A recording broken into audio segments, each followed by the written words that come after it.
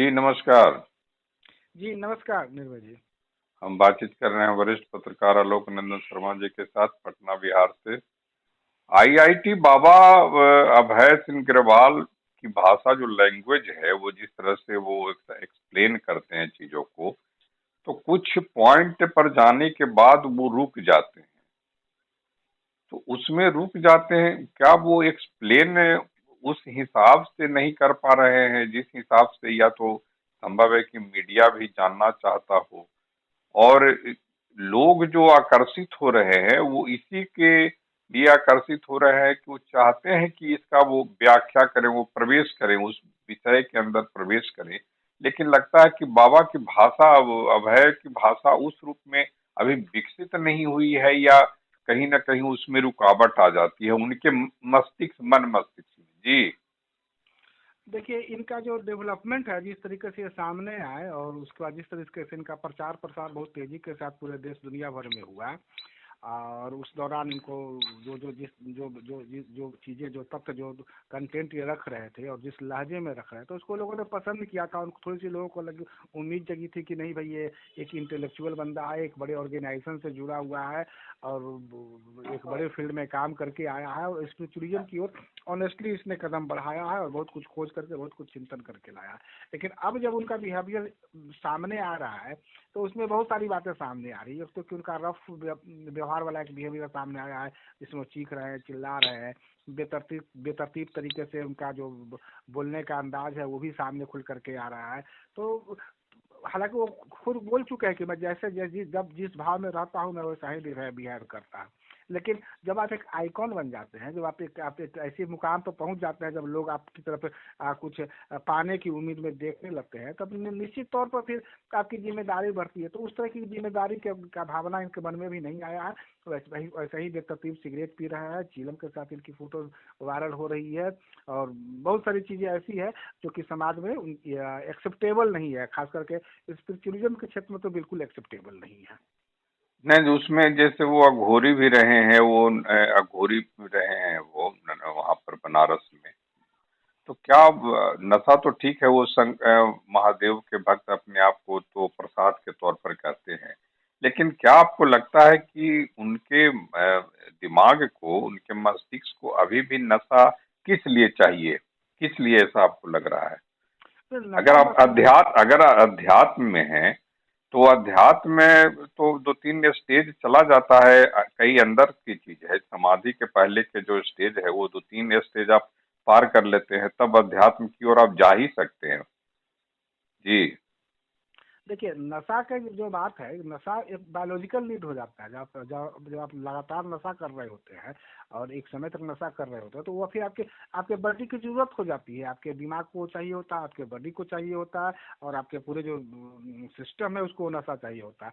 तो ये वो सारे स्टेज को क्रॉस करते हुए नशा कर रहे हैं। मतलब कि इनको नशा की तलब है, इनको ज़रूरत है, इनको सिगरेट चाहिए, इनको मतलब कि गांजे का झोंक चाहिए, उनको स्मैक चाहिए। मतलब इस तरह के नशे के आदी हो चुके हैं। अब जहाँ तक रहा कंटेंट को लेकर के, स्पिरिचुअलिस्टिक कंटेंट को लेकर के जो बात हो रही है, जो जो जो चीज़ ये बोल रहे हैं, तो उसमें भी मतलब कुछ नयापन तो ऐसा मुझको नहीं दिख रहा कि कोई नई बात बोल रहा है। वो सारी चीज़ें हमारे उपनिषदों में लिखे हुए हैं, बताए गए हैं। उसमें जितने भी वेद है उसमें भी उनका जिक्र किया गया है और कई तरीके से उनकी व्याख्या भी की गई है।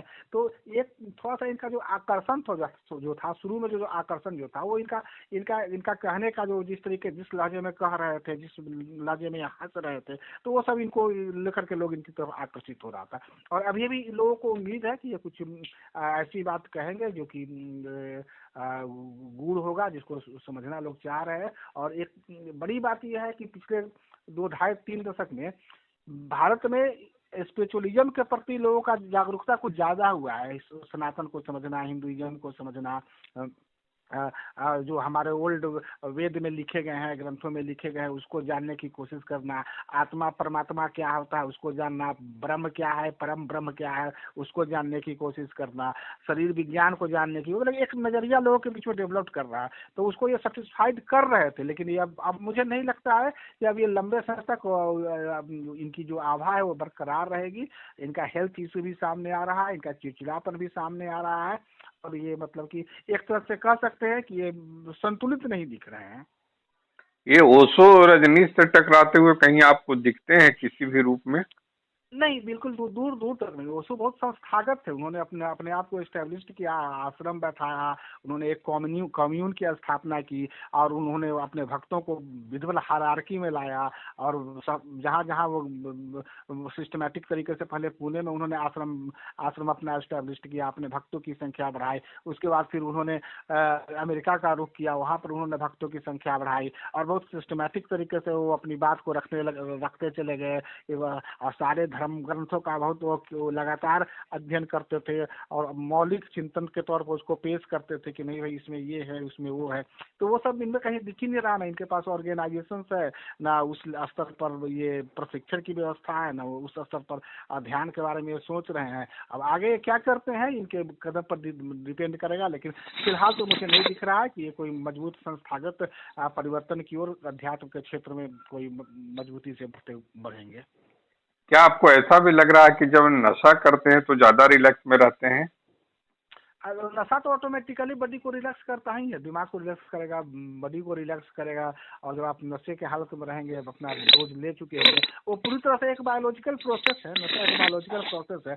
वो अब बेहतर होगा कि इनकी एक बार साइको एनालिसिस हो जाए, साइकेट्रिस्ट से इनकी जांच हो जाए, इनके जो नशा वाले होते हैं डॉक्टर, उनसे इनकी जांच हो जाए, और उसके बाद फिर कोई स्पष्ट राय इनको लेकर के बनाया जाए। क्योंकि ये बहुत सारी बातें ऐसे बोल रहे हैं जो कि थोड़ा सा डिस्टर्ब करता है। जैसे कभी कभी कभी बोलते हैं कि सेना भ्रष्ट है, सेना ऐसे है, सेना पर बयान दे देते हैं, कभी कभी कुछ बयान देते हैं, कभी कुछ बयान देते हैं। तो ये मतलब एक संतुलन जो होता है, स्पष्ट संतुलन जो होता है, दिमागी संतुलन, वो संतुलन मुझको नहीं दिख रहा है इनमें।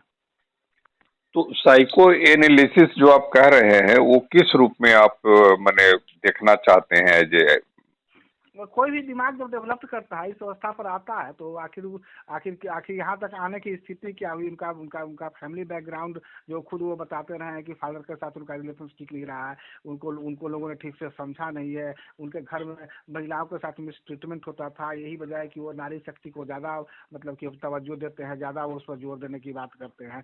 तो ये कैसे उनका डेवलपमेंट हुआ है, और आज के तारीख में आकर के वो अपने आप को कल्कि अवतार जब घोषित कर रहे हैं, तो ये कल्कि अवतार के को लेकर के उनका कंसेप्ट क्या है, उनकी उनके उनके उनके दिमाग में क्या कुछ चल रहा है कि कल के अवतार क्या कर सकता है, क्या नहीं कर सकता है, उसका क्या परिणाम आ सकता है।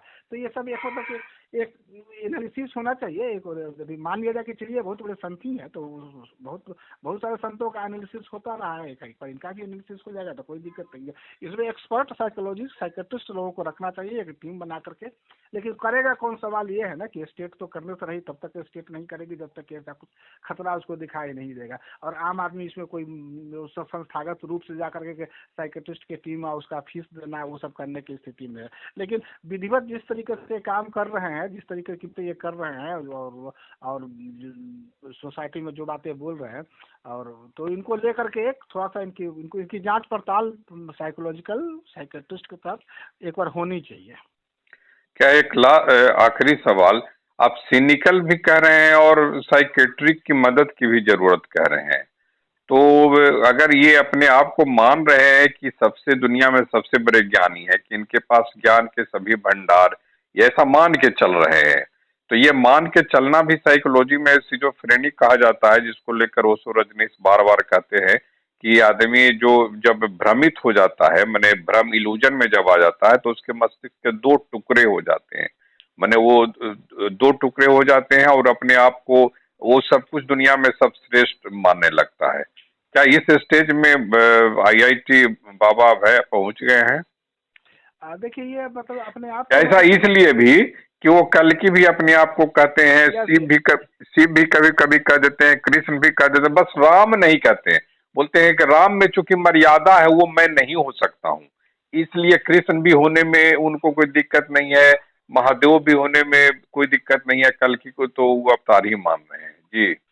देखिए देखिए जो लोग नशा के आदी हो जाते हैं और नशा करने लगते हैं, वो लोग किसी भी बंधन को मानने से इनकार करते हैं, और उनको उसको जस्टिफाई करने के लिए उनको आधार चाहिए होता है। तो वो आधार इनको सारे रिलीजियस बुक्स में मिल चुके हैं, महादेव के रूप में इनको मिल चुके हैं कि महादेव गले में अपना नाग बैठा करके जैसा है, चीलम फूक रहे हैं, भांग खा रहे हैं, गांजा पी रहे हैं, इस तरीका के कंसेप्ट इसमें इनके डेवलप्ड। ये सबसे बड़ी बात जो इनके पर्सनालिटी में है, वो हाईली या गैर जिम्मेदार पर्सनालिटी है। इनका जिम्मेदारी से लगातार ये भागते हुए दिख रहे हैं और लगातार ये मतलब कि ये कोशिश कर रहे हैं कि नहीं हमको हम किसी भी बंधन में बंधने के लिए तैयार नहीं है, हम किसी भी तरह की जिम्मेदारी लेने के लिए तैयार नहीं है। और ये अपने आप को महाज्ञानी नहीं मान रहे हैं, ये अपने आप को अवतार के रूप में पेश करने की कोशिश कर रहे हैं कि जो इनको लगता है कि ये बोलेंगे कि कल्कि अवतार के तौर पर इनके दिमाग में जो चीज़ बैठा हुआ है कि मैं कल्कि का अवतार हूँ, तो लोग थोड़ा सा अट्रैक्ट होंगे, लोग अट्रैक्ट हो रहे हैं।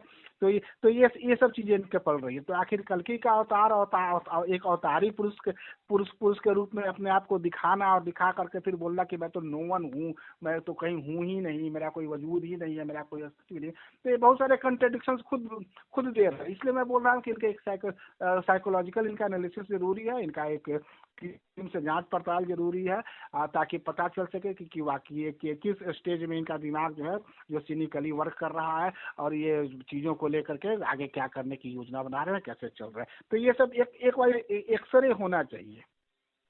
बातचीत के लिए आपका आभार। नमस्कार। नमस्कार, धन्यवाद।